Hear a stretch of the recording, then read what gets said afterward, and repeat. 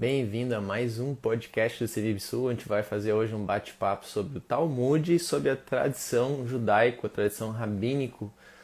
tradição rabínica judaica ali do período intertestamentário, que depois virou a Mishnah, que depois virou o Talmud, e que muitas pessoas no meio cristão não sabem muito bem o que fazer com isso, se coisa útil ali que o cristão pode aproveitar, se o cristão deve aproveitar isso ou não, se não é uma coisa meio que vai confundir a cabeça.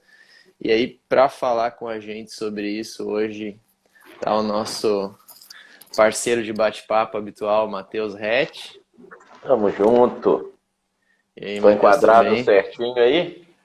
Tá enquadrado certinho. Não tá cortando a cabeça, nem o queixo. Então tá, a Beleza. altura tá boa, tá bem, tá bom o enquadramento.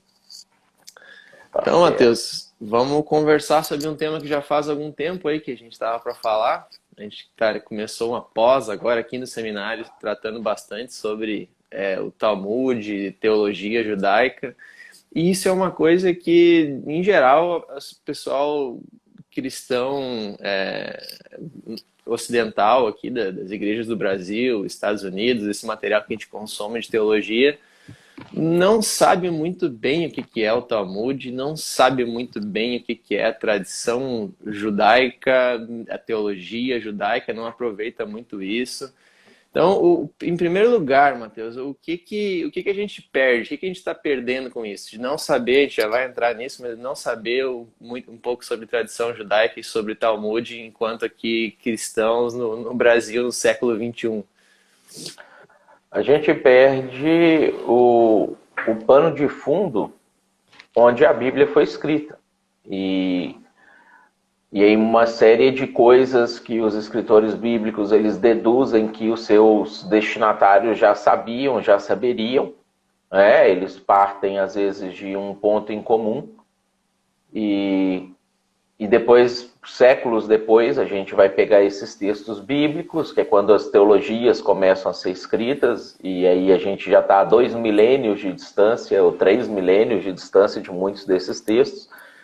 E aí a gente se ignora a existência desses textos, que é o pano de fundo cultural, o pano de fundo teológico, o pano de fundo sociológico desses povos, do povo judeu que escreveu o texto bíblico principalmente, a tendência é que a gente vai começar a deduzir o que é que eles queriam dizer com aquilo ali.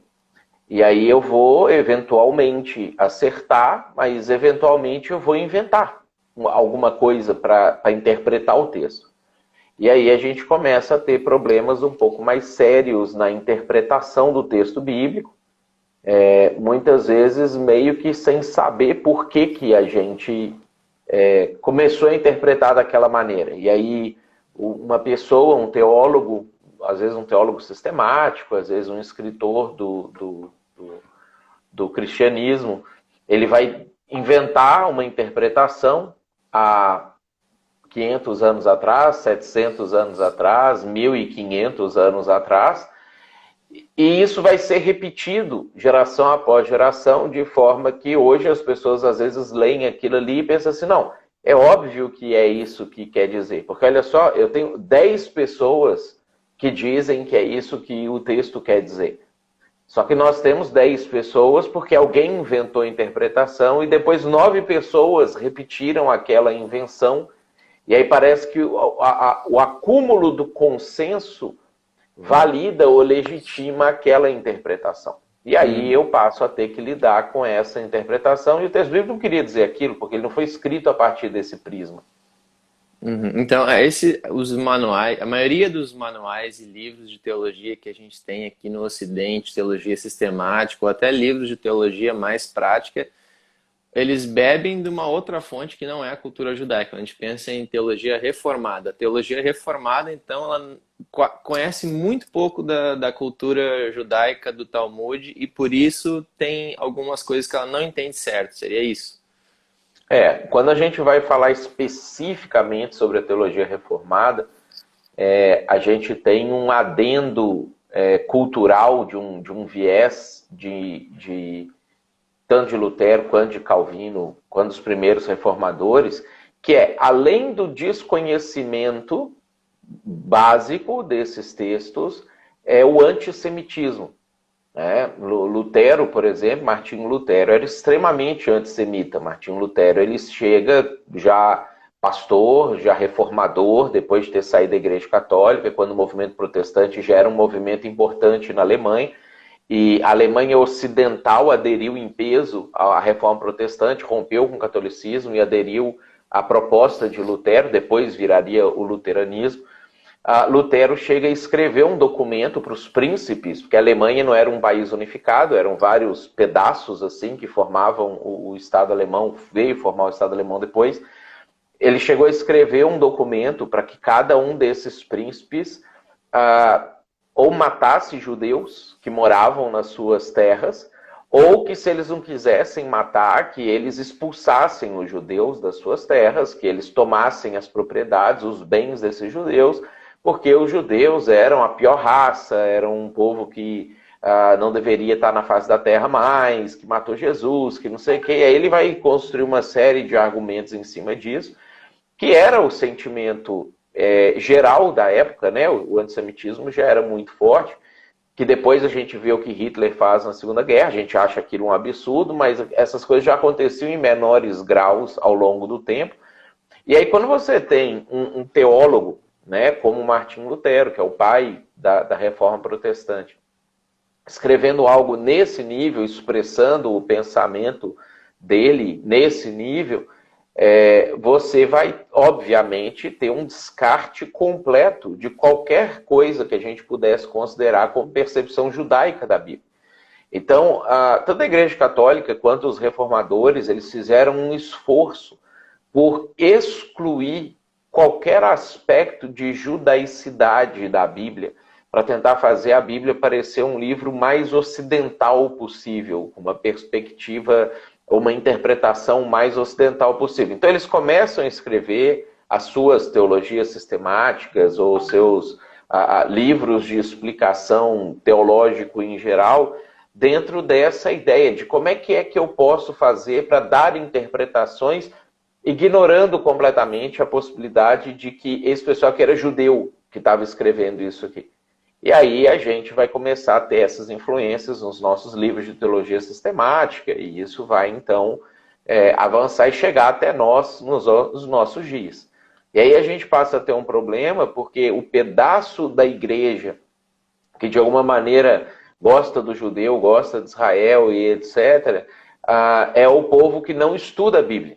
Né? É uma linha do pentecostalismo que não gosta muito de teologia, não gosta muito de aprofundar, e aí se apropriou de elementos, tipo do shofar, da veste do judeu, do quipá, e aí num culto, às vezes, num movimento ali, que vai fazer uma ideia de o Espírito Santo vai descer, aí toca o shofar, faz aquilo ali. Usa o chaveirinho da estrela de Davi. O chaveirinho da estrela de Davi, e acaba ignorando também o que é importante da cultura judaica, que é esse conhecimento que é a cama, né, sobre a qual a Bíblia deita.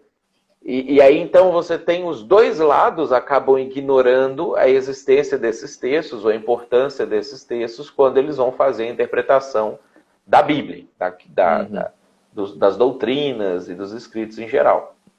Eu acho interessante isso, porque esse é um diferencial aqui do Semibsul, do nosso seminário, que a gente tenta fazer teologia levando em consideração isso, e me chamou a atenção quando eu estudei livros de teologia sistemática que todo mundo estuda, essas teologias sistemáticas que tem para vender aqui no Brasil, nenhum cita um rabino sequer. Eles citam filósofos gregos, eles citam teólogos da Idade Média, do terceiro século, citam caras que Platão, mas não citam rabino nenhum. Então é uma tradição que foi completamente ignorada pelo Ocidente. Então é interessante a gente retomar isso, por isso essa live. Mas e aí, Mateus, o que é o Talmud, então? Se a gente vai começar a falar de tradição judaica, tradição rabínica, a gente poderia começar por aqui? Podemos.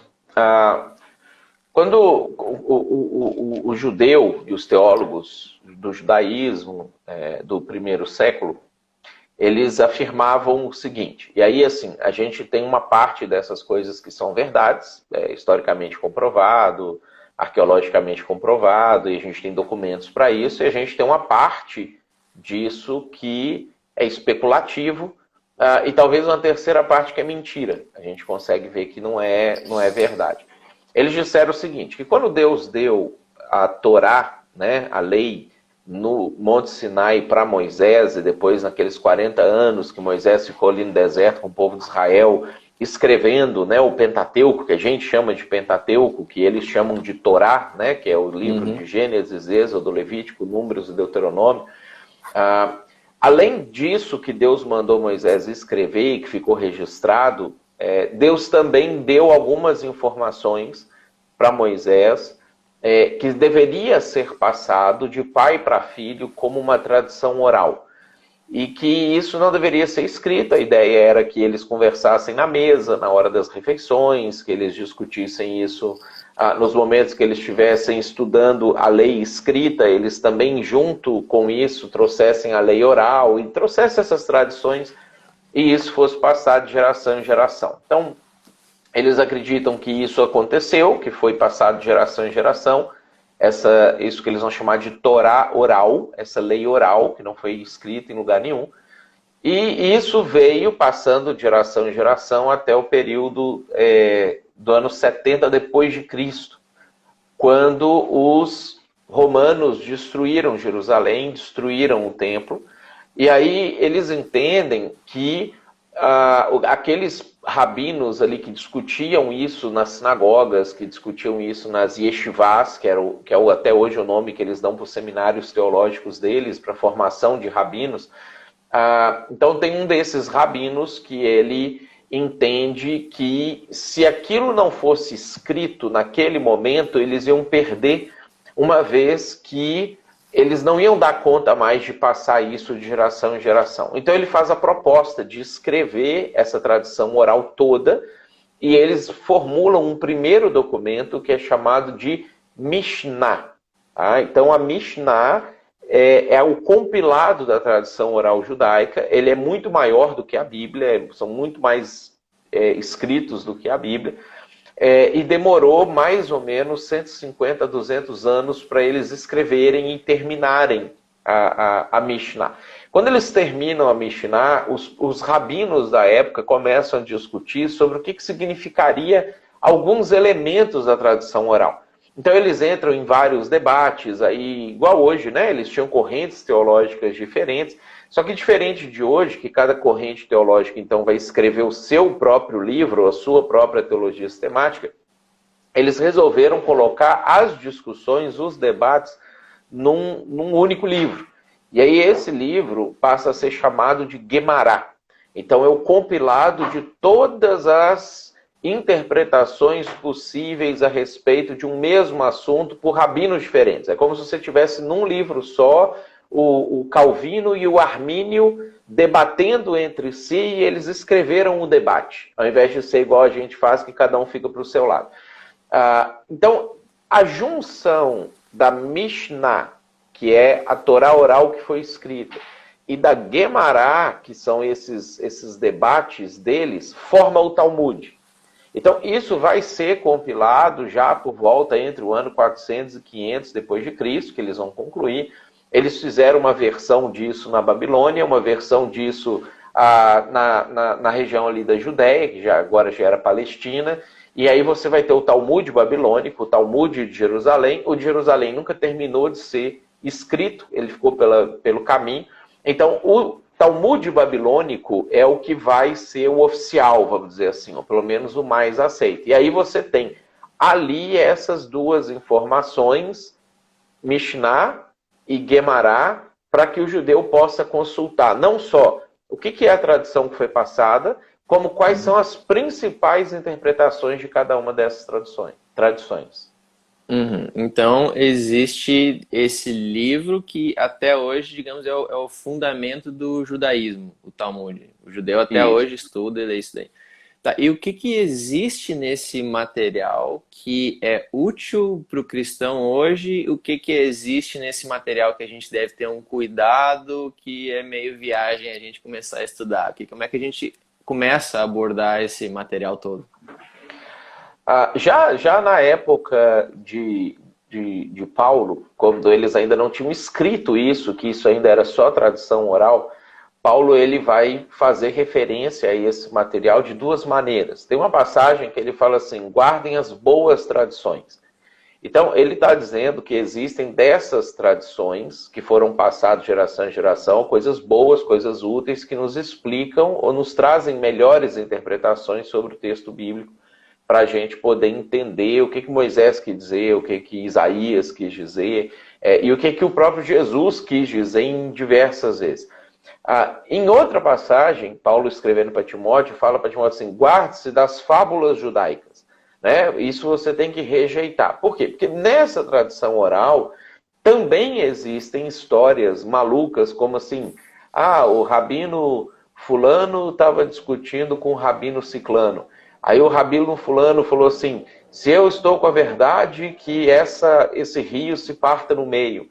Aí o rabino ciclano falou: não, se eu estou com a verdade, que o rio volte a correr. Aí o rio partiu no meio, mas depois voltou a correr. Aí o rabino fulano e o ciclano falou assim: não, se eu estou com a verdade, que essa parede caia. E o ciclano falou: se eu estou com a verdade, que essa parede fique no lugar. Aí a parede inclinou metade. Então eles vão construindo algumas coisas assim, nesse nível, que são fábulas, evidentemente. Eles estavam inventando essas histórias, o judeu acredita nisso aí. Mas, por outro lado, nós temos coisas que vão nos explicar com clareza textos bíblicos. O que é, por exemplo, que Jesus quis dizer quando ele falou: se os seus olhos forem bons, todo o seu corpo será bom, porque os olhos são a candeia do corpo. Muitas vezes as pessoas acham assim: isso aí está se referindo à pureza. Você não está olhando para uma mulher com intenção impura, não está colocando seus olhos em coisas impuras. Outros vão dizer assim: não, isso aí significa a sua alma, aquilo que está na sua mente, aquilo que você permite entrar para o seu coração. Que isso é essa coisa das invenções das interpretações. Mas quando você vai olhar no Talmud, você vai ver que há muito tempo eles usavam essa expressão, tá aí. Aqui, eles já usavam essa. É o trecho que eu estou falando? É o trecho exatamente, em algum lugar vai ter. Do Pirkei Avot. Depois Aí, o pessoal pode. quem tiver no vídeo, assistindo pausa. pode dar pause, depois. Quem tiver ao vivo vai ter que esperar um pouquinho. E aí, nesse trecho, por exemplo, vai explicar que isso é sinônimo de avareza. São pessoas que são avarentas, pessoas que são gananciosas, pessoas que querem dinheiro o tempo inteiro. É isso que Jesus está se referindo a olhos bons ou olhos maus. Uma pessoa generosa ou uma pessoa avarenta. Então, mas como que eu vou saber isso? Eu tenho que ler esse texto que me explica a origem desse termo. Ao invés de eu ficar tentando inventar, porque no mundo ocidental, olhos bons e olhos maus tem outro significado, tem outras percepções. Então a ideia, e aí isso vai criar, invariavelmente, uma série de doutrinas esquisitas. Existem ramificações de igrejas hoje que surgiram simplesmente porque eles leram um texto bíblico, não entenderam o que o sujeito queria explicar a partir daquilo ali e tiram as suas próprias conclusões, criam doutrinas e daqui a pouco você tem uma igreja inteira, às vezes uma denominação inteira, indo atrás de uma coisa porque eles ignoram a existência de textos assim. Essa questão do olho bom e olho mau, eu já dei um estudo sobre essa questão específica. E é curioso porque eu estava lendo ali os comentários, por exemplo, da Bíblia comentada do MacArthur, que é bem conhecida, o pessoal usa bom, e é bom o comentário. Só que nesse trecho específico, esse e outros comentários que eu tenho, eles viajam na maionese, tentando explicar o que seria o olho bom. Porque o texto em cima, em que Jesus está falando do olho bom, fala de finanças. O texto logo abaixo, em que Jesus fala do olho bom, fala de finanças também. Aí ali no meio eles acham que Jesus estava falando uma coisa de ser otimista, de ser positivo, e depois volta a falar de finanças. Mas não, é uma expressão idiomática, assim, tipo, hoje a gente fala olho gordo, para dizer que o cara é, sei lá, invejoso, tal, sabe? que não faz sentido olho gordo. É uma expressão da nossa cultura. E olho bom e olho mal, para eles, era tipo isso, uma expressão que eles usavam. Que se eu não souber um pouco da cultura judaica, eu nunca vou sacar. E aí tem várias coisas dessas no Novo Testamento, que a gente nunca vai sacar se a gente não entender um pouco da cultura judaica. Exatamente. E aí você faz a interpretação e passa e prega aquilo, ensina aquilo, acredita naquilo, ou memoriza o versículo e pensa assim, não, vou fazer disso a minha vida, só que não é aquilo que você entende que é, né? Simplesmente porque ignora completamente os textos que me explicam isso, que me dizem da onde que Jesus tirou essa expressão para poder exemplificar o que ele está querendo dizer. E até porque é difícil a gente ter acesso a essa tradição. Se a gente for comprar qualquer comentário, manual de teologia, todos vão ignorar, quase todos, a não ser que tu compre um comentário judaico messiânico do Novo Testamento. Eles vão ignorar as fontes judaicas. Então é legal a gente comentar também sobre onde eu posso acessar esse tipo de tradição. Por exemplo, esse livro que eu estou mostrando aqui, quem está só ouvindo o podcast, não está vendo, é A Ética do Sinai, de Irving Bunning, Ensinamentos dos Sábios do Talmud. Tu pode explicar para a gente o que é esse livro aqui e por que ele talvez pode ser um primeiro ponto de contato com alguém que queira estudar a tradição judaica? Esse livro é muito bom. Ele é um dos tratados do Talmud, que é chamado de Pirkei Avot, a ética dos pais. Porque o Talmud é gigantesco, nem tem todo ele traduzido em português, né? A gente teria que buscar em inglês ou espanhol, seriam as línguas mais próximas de nós, que a gente tem o Talmud inteiro traduzido. Mas esse Pirkei Avot, ele é o elementar, vamos dizer assim, o básico a respeito da Mishnah e de algumas Gemarás do Talmud. Então, nesse livro especificamente, a gente tem todo o Pirkei Avot nele, capítulo por capítulo, trecho por trecho, e o Irving Bunning, ele faz um comentário amplo a respeito do que significa aquilo que está ali em cima. Isso numa linguagem bacana. Pirkei Avot. Esse é o Pirkei Avot. Você mostrou o capítulo embaixo 4, é o comentário. A Mishnah 20 do Pirkei Avot. Do lado esquerdo de quem está assistindo tem ele em hebraico, do lado direito a tradução para o português que está escrito em hebraico.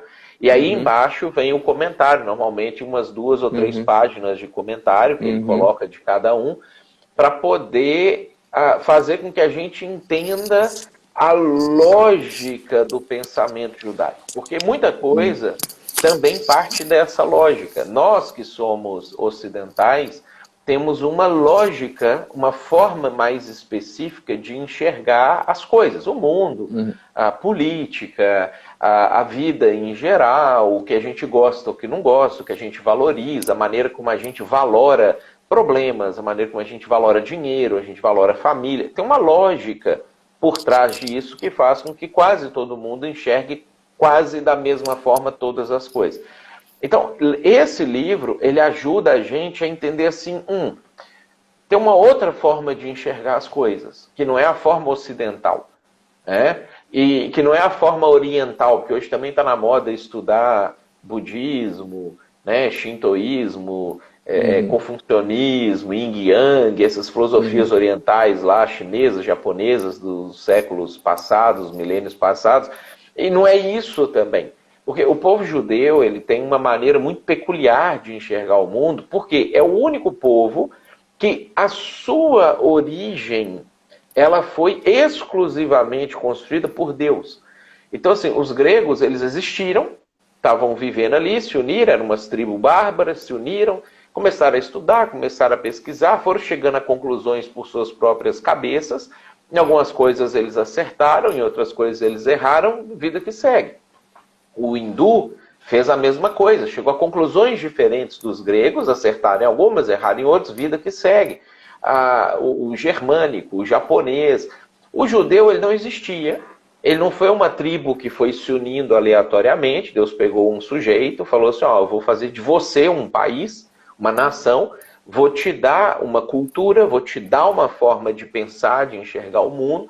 Deus molda um povo específico para pensar o mundo de uma determinada forma, para enxergar as coisas de uma determinada forma, para ter uma opinião específica sobre problemas sociais, sobre política, sobre economia, sobre justiça social, sobre pecado, sobre casamento, sobre criação de filhos e etc., que não foi uma conclusão que eles chegaram após passarem muito tempo estudando, pesquisando, testando uma coisa ou outra. Deus disse que era daquele jeito.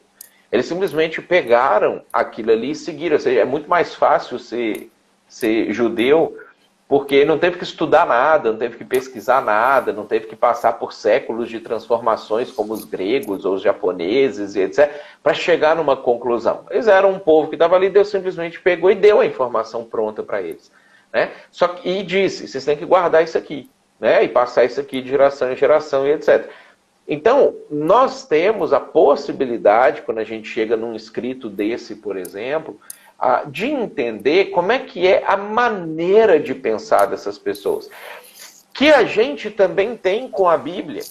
Só que o que é o problema? Como a Bíblia passa, às vezes, por filtros ocidentais, e a gente, às vezes, duvida da nossa própria interpretação, ou da nossa própria capacidade de ler lá e tentar entender o que está escrito, e aí eu vou ler o que Calvino disse, Lutero disse, Santo Agostinho disse, São Tomás de Aquino disse, Charles Rod disse, o N. Gruden disse, Berkoff disse. Aí eu falo assim, não, eu tenho que me aliar a uma dessas visões de mundo aqui, para então eu poder interpretar a Bíblia. Aí eu perco a capacidade de ler a Bíblia do jeito que ela foi escrita. Então, esse livro, por exemplo, e outros, eles nos ajudam a pensar assim, existe uma outra forma de enxergar o mundo, de interpretar determinados assuntos, de interpretar determinados temas, que não dentro da caixinha ocidental, da onde Agostinho, Aquino, Calvino, Lutero, Zwinglio, Armínio, Rod leram e enxergaram o mundo. Aí a minha cabeça ela começa a conseguir enxergar coisas de forma diferente. Então esse livro ele é interessante por causa disso. Essa introdução do leigo ao Talmud, aos escritos judaicos, ele é bem interessante. Isso é muito útil. Como eu falei, esse é um diferencial aqui dos seminários, do nosso Semisul, se você for cursar com a gente tenta beber dessas fontes. E é engraçado, para a gente dar um exemplo daí, do que é essa visão de mundo ocidental versus a visão de mundo judaico. Quando eu vou estudar a Bíblia, eu leio comentários reformados, teologia sistemática ocidental, mas também busco as fontes judaicas, comentário judaico-messiânico, curso com professores judaico-messiânicos, dou uma lida em fontes como essa daqui. E aí uma questão específica que a gente traz como exemplo, geralmente, por exemplo, a gente tem lá em Gênesis 6 que pesou o coração de Deus quando ele viu que o ser humano estava fazendo muita bobagem, e aí se arrependeu Deus de ter feito o ser humano sobre a terra. E aí, se eu vou ler os comentários ocidentais, eles partem de uma perspectiva filosófica grega que diz que um ser com emoção é um ser imperfeito.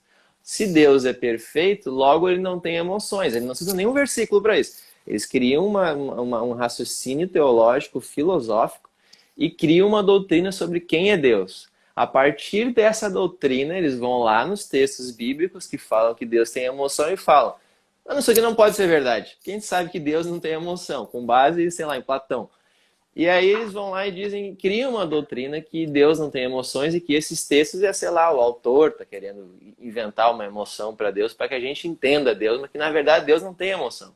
Só que se eu vou ler os rabinos judaicos, eles nunca falam isso. Eles partem da ideia de que se a Bíblia está dizendo que Deus tem emoção, Deus tem emoção. Então Deus pesou o coração mesmo, assim como a gente tem emoções, Deus também tem. Então, é um dos exemplos que a gente geralmente dá. Você também fala, às vezes, da questão de que Deus tem forma, que quando a gente foi criado à imagem e semelhança, a Bíblia está querendo dar a ideia de que Deus, a gente pega de Deus não só a estrutura do raciocínio, né, lógico, mas também a questão da nossa forma. Tipo, Deus olhou e criou alguma coisa parecida com o que ele é. Pode falar um pouco sobre essas questões aí em que entra em conflito a visão grega que influenciou a teologia ocidental e a visão judaica? E como é que a gente pode ter exemplos aí? Que exemplos a gente pode ter disso? Cara, eu acho que esse ponto que você tocou aí, a expressão que você, o caminho, né, que você mostrou, ele é a Ética do Sinai. Léo perguntou ali qual livro que a gente mencionou antes.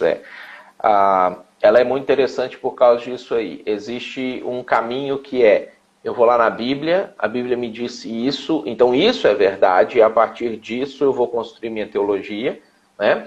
Ou eu vou ter uma preconcepção sobre algum assunto, e aí a partir dessa preconcepção eu vou ir lá na Bíblia e vou tentar encaixar a Bíblia nessa minha preconcepção.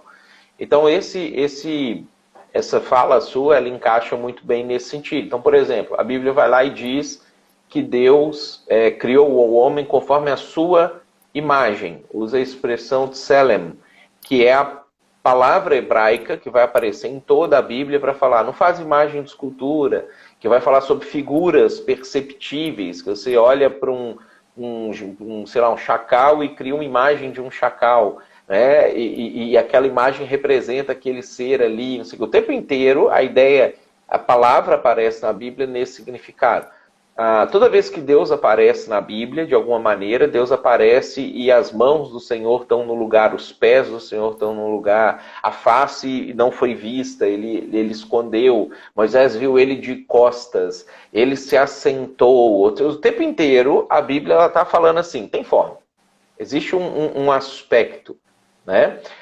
Mas a percepção grega dessa perfeição, que é o antônimo do ser humano, é o oposto do ser humano, né? O ser humano é a representação do imperfeito, então se há algo perfeito, ele é completamente o contrário do que o ser humano é, vai me dizer isso, que deuses têm forma, como Zeus, como Hércules e etc., que são seres imperfeitos, que brigavam, não sei o quê, mas esse todo do universo, esse que é o que está por fora de todas essas coisas, não. Aí ele não tem emoções, ele não tem forma, ele não tem nenhum aspecto parecido com o ser humano. Então, é muito mais um deísmo do que um teísmo. Né? Só que aí, a teologia, primeiro, a ocidental, foi lá enxergar isso, essas concepções, acreditou nisso. E aí foi lá ler o texto bíblico. O texto bíblico me diz o oposto disso. Então preciso começar a criar conceitos que não estão na Bíblia, que não aparecem, que Jesus nunca afirmou aquilo em alguma passagem se referindo ao Antigo Testamento, para poder, de alguma maneira, encaixar essas aparições de Deus na minha pré-concepção. E aí, ao invés de eu ir lá ler a Bíblia e falar, bom, isso aqui diz que Deus tem forma, então Deus tem forma, eu vou falar, não, o meu conceito filosófico diz que um Deus perfeito não tem forma nem sentimentos, então isso aqui deve ser uma teofania, isso aqui deve ser um antropomorfismo, um antropopatismo. Aí nós vamos criar termos e conceitos para poder explicar por que aquilo que está escrito não é o que está escrito. E, na verdade, você tem que acreditar no que a gente chegou à conclusão, filosoficamente, que contrapõe a Bíblia, mas sem querer dizer que a Bíblia está errada. Né? E aí a gente vai construindo essas camadas de teologia por cima disso, e aí isso acaba gerando uma série de confusões, quando a gente vai se deparar com alguns textos, um monte de confusão doutrinária que nós temos hoje nas igrejas, coisas que as pessoas até brigam por ela, coisas como calvinismo e arminianismo na questão soteriológica, por exemplo, e etc., vão derivar dessa dificuldade que a gente tem de retirar as camadas da filosofia ocidental de cima da Bíblia.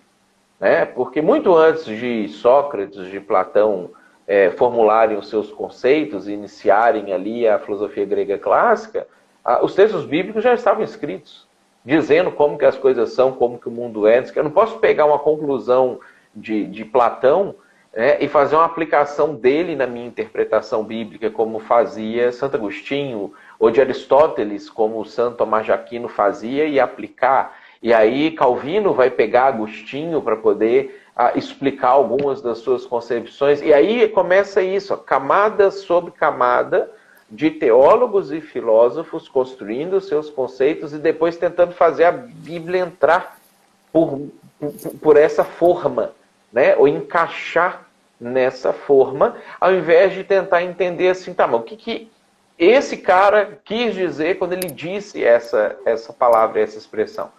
Que é o que, quando a gente lê os textos rabínicos, a gente passa a ter a possibilidade de vislumbrar. Obviamente, como a gente falou no começo da live, separando as fábulas judaicas, porque os caras também inventaram moda, né? Mas entendendo quando ele me traz o contexto, o pano de fundo, e aí aplicando a essa percepção.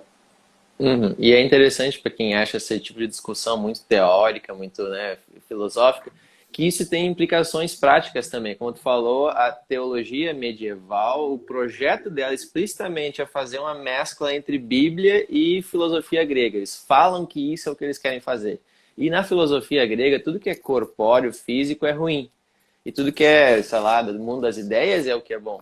E aí, na Idade Média, você tem aqueles monges que se enfiavam nas cavernas, os caras ascetas, os caras que negavam o corpo, que subiam numa torre, ficavam lá em cima contemplando, e os caras passavam a comida para eles numa cesta, que eles puxavam por uma corda, que é uma ideia completamente não bíblica, que até hoje ela meio que entra dentro da igreja. Essa ideia do ascetismo, do cara espiritual, é o cara que, sabe, não se envolve com as coisas do mundo, fica só contemplando. Que é uma coisa... exemplo... Não, pode falar. Acho que um exemplo interessante disso que você está falando aconteceu semana passada. Eu estava dando aula de hermenêutica e aí, num pedaço da minha aula, eu costumo explicar para as pessoas sobre a importância de você ler a Bíblia com emoção, né? Você não fazer aquela leitura com um monotom, né? O tempo inteiro assim. Então, Jesus disse-lhe: se queres ser perfeito, negue-se a si mesmo, tome sua cruz e siga-me, né? Porque Jesus não falava nesse tom de voz. Aí eu usei o exemplo da passagem do jovem rico, que quando você pega as emoções que existem por trás daquela passagem, você vai ver assim, Jesus terminou de pregar, parece que ele está meio cansado assim, não sei o quê, o rapaz chega, o texto diz que ele se ajoelhou na frente dele, então assim, é uma cena espalhafatosa, né? E ele fala, bom mestre, o que eu tenho que fazer para herdar a vida eterna? Ou seja, ele não está... E aí, se você se ajoelha na frente de uma pessoa assim, desesperada, você está ofegante, você está... O que eu tenho que fazer para herdar a vida eterna? Você teve uma chance ali na sua vida. Aí Jesus responde para ele uma respostinha padrão. Está escrito na Bíblia lá, não mata, não rouba, não sei o quê. Aí o rapaz diz, não, eu faço isso tudo desde a minha infância, não sei o quê. Aí Marcos vai dizer que Jesus olhou para ele e o amou. Ou seja, o que ele está querendo fazer com isso? Trazer sentimento. O tom de voz mudou, a maneira de olhar mudou, a inclinação do corpo mudou, a ponto de Marcos poder escrever que ele o amou. Não, Jesus ama todo mundo, sim, mas amou o cara de um jeito diferente nesse momento. Então, o tom de voz mudou de Jesus. Devia ter mais ternura, devia ter uma forma mais diferente, devia ter uma coisa assim, tipo quando ele tá com a mulher samaritana lá no poço, né? Ah, vai, cara, vende tudo que você tem, dá para os pobres e me segue, você vai ter um tesouro no reino dos céus. Jesus deve ter empolgado com aquela situação. Aí o rapaz levanta, né, e diz que ele vai embora contrariado e entristecido, porque ele era dono de muitas riquezas. Aí Jesus vira e fala para os caras assim, quão difícil é entrar um rico no reino dos céus. Provavelmente Jesus ele já falou com ira, com uma emoção um pouco mais negativa, porque os discípulos assustaram. Fala que eles assustam. E aí Jesus joga aquela do mais fácil passar o camelo no fundo da agulha. E aí os discípulos entram em pânico. Falam, então quem pode se salvar? Né? Ou seja, Jesus ele não falou no mesmo tom de voz que ele tinha falado antes. Eu expliquei sobre isso. Ali, gente, vamos ler a Bíblia desse jeito. Porque às vezes é chato ler a Bíblia. Não é porque a Bíblia é chata, é porque a gente lê ela de uma forma chata. Você não vê que os caras estavam cheios de emoção, passando por um monte de turbilhão de coisas e etc. Aí, um aluno pegou isso, gostou, achou interessante, não sei o que, e disse que foi no dia seguinte no trabalho para poder comentar sobre isso com uma colega que era de uma dessas igrejas bem ascetas, assim. Ai, não pode nada, tudo é pecado, e as emoções são pecados, e não sei o que. E aí, que hora que ele falou com a colega de trabalho sobre isso, ela falou assim, não, isso é um absurdo, porque Jesus é Deus e Deus não tem emoções. Emoções é algo humano. E aí eu estava falando sobre essa coisa, que às vezes a gente bate papo com as pessoas, rindo, chorando com emoção, mas na hora que a gente vai orar, soberano Deus, eterno Pai, vós que estáis assentado no alto e sublime. Ou seja, o nosso relacionamento com Deus passa a ser privado de emoções. Aí, devocional é chato, orar é chato, ler a Bíblia é chato, porque uma vida sem emoções é chato pra caramba. Né? A gente não dá conta de viver uma vida sem emoções. Se dá, a gente está com um problema. Precisa procurar uma terapia aí para dar uma melhorada na vida. Né? Então, quando a gente tem uma visão equivocada sobre Deus, a pessoa dele, o sentimento dele, etc., a gente passa a ter um relacionamento ruim ou deficitário com ele também por causa disso. Esse é um ótimo exemplo prático. Eu percebo quando o pessoal vai orar nos grupos, todo mundo falando normal, e daqui a pouco, quando vão fazer a oração, todo mundo ora na linguagem Almeida, né? Todo mundo volta para a tradução antiga e fala com uma palavreada que ninguém usa na vida real. Porque Deus fala antigo, né? Deus é antigo, ele deve falar português do século XIX. Isso. E uma coisa que não ajuda, a Márcia falou que ler a Bíblia com emoção faz toda a diferença, e faz, nas minhas aulas também faço exercícios com o pessoal, é que até os filmes gospel hoje herdam essa visão, e quando mostra os filmes de Jesus, geralmente ele tem um tom só. Ele tá sempre meio sorrindo assim, e sempre falando naquele tom brando, o tempo inteiro. Vai expulsar os cambistas do templo, ele tá num tom brando, assim, nunca tá com outro nível de emoção. E as pinturas que a gente tem acostumado a ver desde criança também, é um Jesus apontando para cima, impassível, sem emoção nenhuma. E é muito herança disso, é uma questão prática. E outra questão prática sobre isso é o pessoal que também tem essa tradição meio asceta, de achar que qualquer outra coisa do mundo aqui, de prazeres, é ruim. Por exemplo, a gente vai ver em Neemias, a alegria do Senhor é a vossa força. E daí ele manda os caras comer carne gorda, tomar uns vinhos lá, ficar junto, beber bebida doce e se alegrar. E tem um monte de gente que vê problema nisso. Acho que isso é ruim. Tem algumas denominações vão ao extremo nessas questões de negar alguns prazeres do corpo. Eu não estou fazendo apologia ao hedonismo, mas a Bíblia não nega o prazer físico também, e muita gente tem problema com isso, e a vida cristã dela fica mais árida, mais pesada. Parece que jejuar é espiritual e comer é carnal. Quando a Bíblia apresenta as duas coisas como espiritual, porque ela diz que existem momentos para as duas coisas ao longo da vida, né? E não essa dicotomização. Esse é um outro problema da diferença da percepção judaica e da percepção grega dos textos bíblicos, que é a dicotomização. O grego ele faz uma diferença muito, muito rígida entre o que seria do mundo dos deuses, do mundo do sagrado, e o que seria do mundo do profano, do mundo secular. E aí a gente começa, às vezes, a pensar isso, de tipo, não, durante a semana eu vivo de um jeito, mas domingo eu preciso viver de uma outra forma, porque eu vou me encontrar com o Senhor. Né? Durante a semana ou durante o mês eu vivo a minha vida de uma forma, mas no dia que tem ceia eu não posso pecar, pelo menos nos últimos 3 dias, para eu estar consagrado, porque senão eu não posso participar da ceia. Como se a vida da gente fosse dividida em o santo e o profano, em o secular e o divino. Né? Então a perspectiva judaica, ela traz, e a gente vê isso no Antigo e no Novo Testamento e no Talmud, traz esse aspecto de, cara, eu vou sentar e eu vou comer, e vai ser uma refeição com meus amigos, pessoas que eu gosto, e mesmo que eu vou me divertir, eu vou rir, eu vou brincar, aquilo é sagrado. Eu vou trazer Deus para a mesa, eu vou comer junto com Ele. Então, esse aspecto da dicotomização, ele é desfeito dentro da perspectiva, porque em nenhum momento Deus diz para o povo de Israel, então, fareis vossas coisas seculares e fareis as minhas coisas sagradas. Ele fala, não, tudo o que vocês vão fazer, vocês devem fazer isso junto comigo, de forma sagrada, para mim. Mas mesmo que eu vou, sei lá, transar, tem um livro sobre isso na Bíblia, Cantares. Né? Mesmo que eu vou comer, mesmo que eu vou jejuar, mesmo que eu vou orar, mesmo que eu vou bater papo com um amigo, também.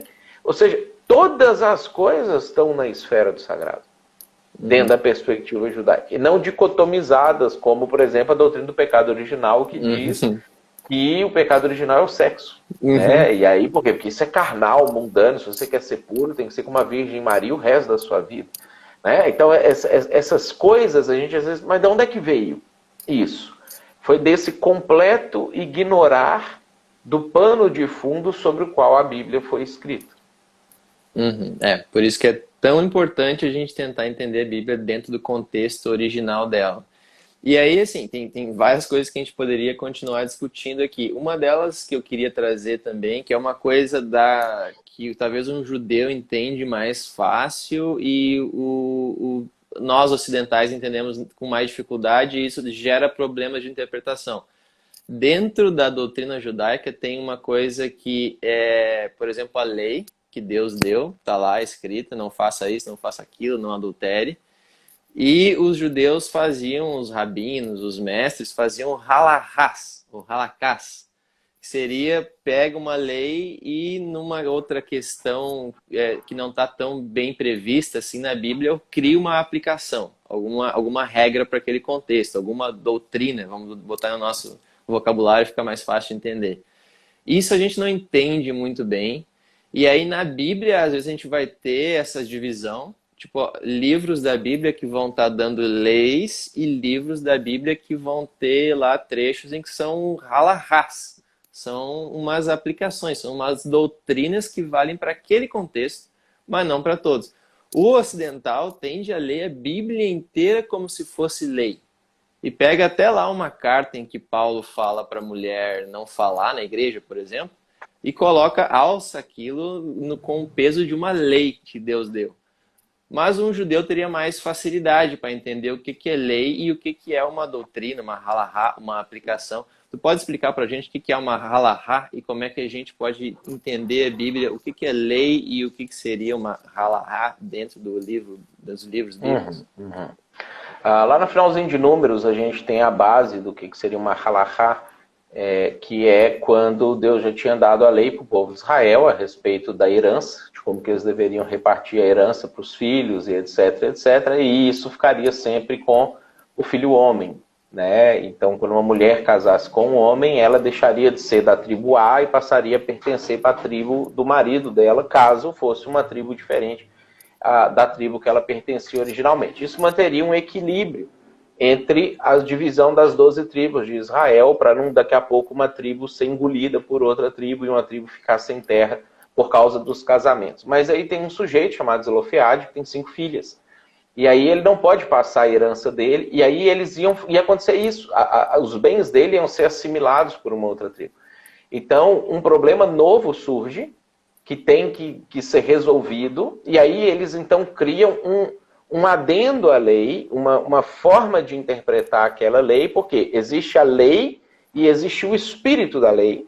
E o espírito da lei é maior do que a lei posta. Então, para preservar o espírito da lei, eles criam uma outra lei para quando isso aqui não acontecer, ou uma coisa inusitada que acontecer, como é que você vai fazer para você manter o espírito da lei funcionando? Então, você deu um exemplo aí, que é um exemplo que a igreja contemporânea tem muita dificuldade de lidar com isso, que é o papel da mulher dentro da igreja. Por quê?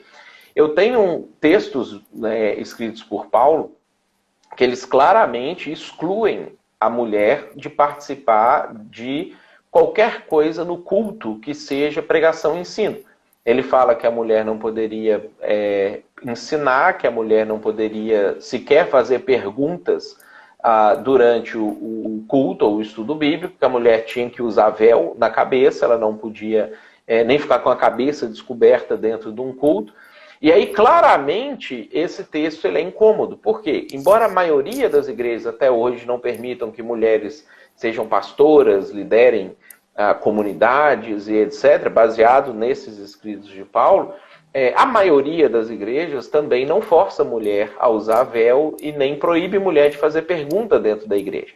E aí gera esse incômodo, porque eu estou usando o que Paulo escreveu pela metade. E aí uma metade, que ainda é culturalmente aceito, faz sentido, a gente mantém, mas a outra metade, que faria que a igreja fosse, sei lá, excluída completamente da sociedade, a gente, por causa do peso social, não do texto bíblico, abre mão, finge que não enxerga aquele texto lá e segue a vida.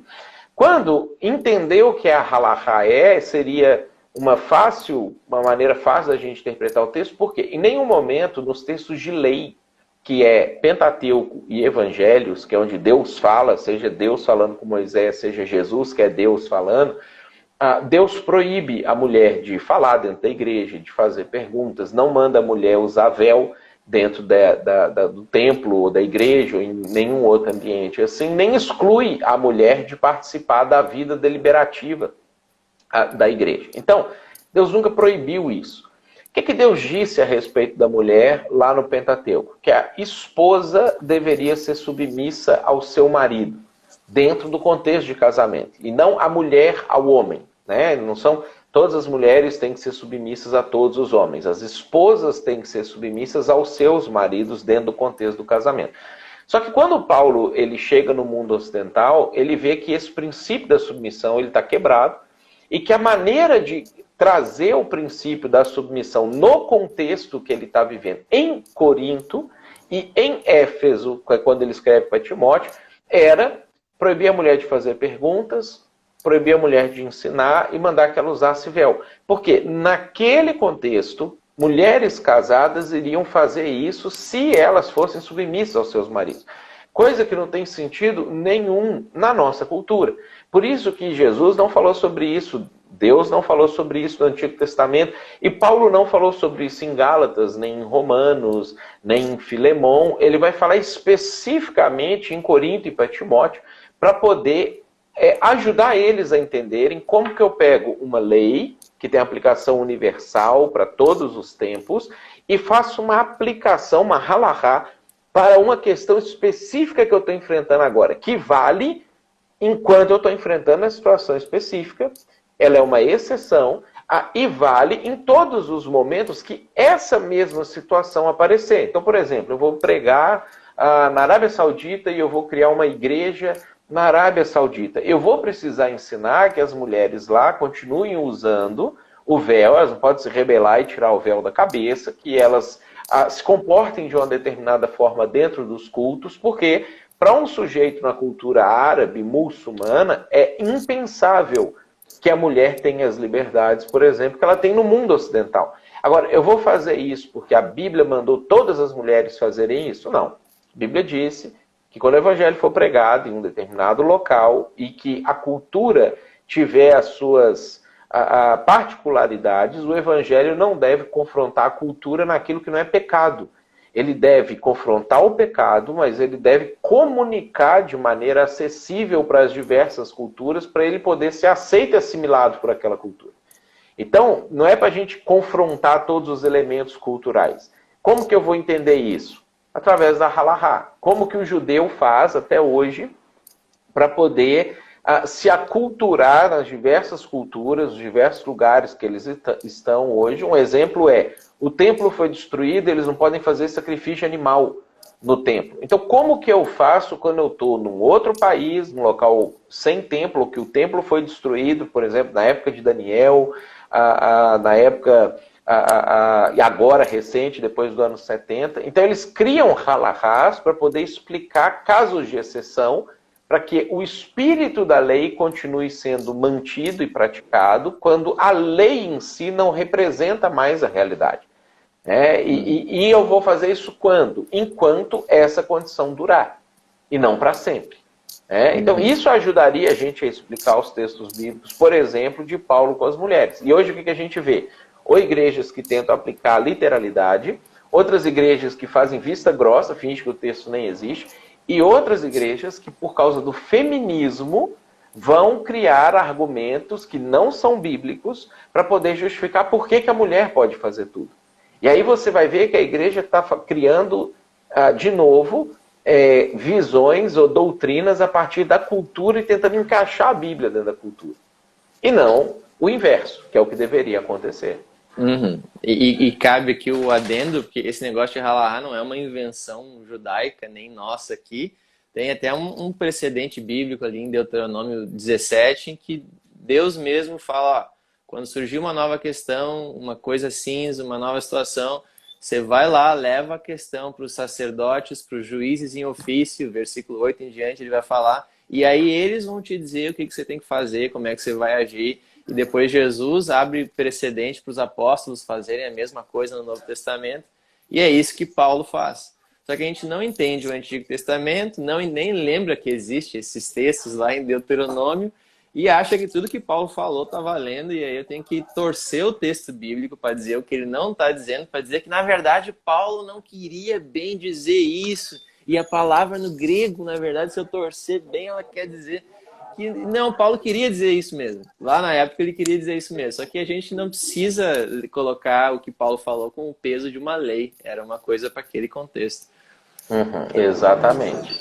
Então, Matheus, a gente está a 3 minutos de terminar a live, e aí, do jeito que está terminando essa live, eu tô com uma ideia aqui que eu acho que talvez tu vai gostar.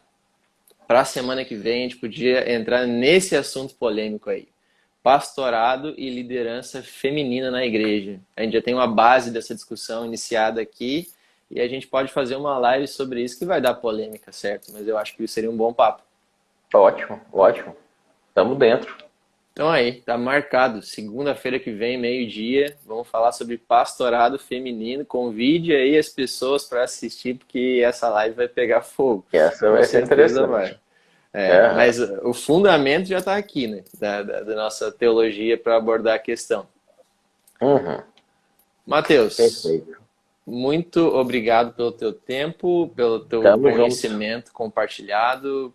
O bate-papo foi muito bom, agradeço aí o pessoal que assistiu. Tem alguma palavra final? A gente tem um minutinho aqui antes de terminar para terminar o assunto. Eu acho que até hoje a gente tem que cuidar em diferenciar as fábulas judaicas do pano de fundo judaico da Bíblia, né? Você mencionou em alguns momentos a questão, por exemplo, do judaísmo messiânico. O judaísmo messiânico, por exemplo, no Brasil, ele é bem complicado. Né? Ele nega a trindade, ele traz elementos judaicos para a fé cristã que Jesus não queria que viessem, que os apóstolos claramente expressaram que não deveria vir, e às vezes até algumas doutrinas falsas. Né? Você vai ter movimentos judaicos messiânicos nos Estados Unidos, por exemplo, que são legítimos, eles realmente fazem um movimento equilibrado da coisa. Então, quando a pessoa for beber na fonte do judaísmo messiânico, ela precisa tomar cuidado e fazer uma separação, porque eles não são, porque eles são judeus, eles acertam em tudo. Não. Né? Jesus contestou os fariseus, contestou rabinos da época também. Então, a Bíblia ainda é a palavra final sobre todas as coisas. Então, eles podem nos ajudar no contexto, mas não são eles que nos dizem o que o texto quer dizer. Né? Para isso é importante a gente manter uma interpretação sadia do texto bíblico, conforme o que o texto diz. Não o que alguém está forçando para cima do texto. Excelente ressalva essa para o nosso bate-papo de hoje. Daqui a pouco o cara vai para os judeus lá e daqui a pouco está negando a trindade, daqui a pouco está cometendo os mesmos erros que o judaico messiânico aqui no Brasil particularmente comete. Boa ressalva. Então tá, Matheus, vamos ficar por aqui. Estamos fechando aí 1 hora de bate-papo, foi muito bom o papo, se a gente pudesse estender discutindo mais implicações. Também a gente faça uma parte 2 dessa questão de tradições judaicas e cristianismo, que a gente pode beber de lá. Mas, por enquanto, esse foi o papo. Valeu. Obrigado. Valeu, um abração, foi tchau pessoal bom. Aí. Tchau, pessoal. Até a próxima. Até.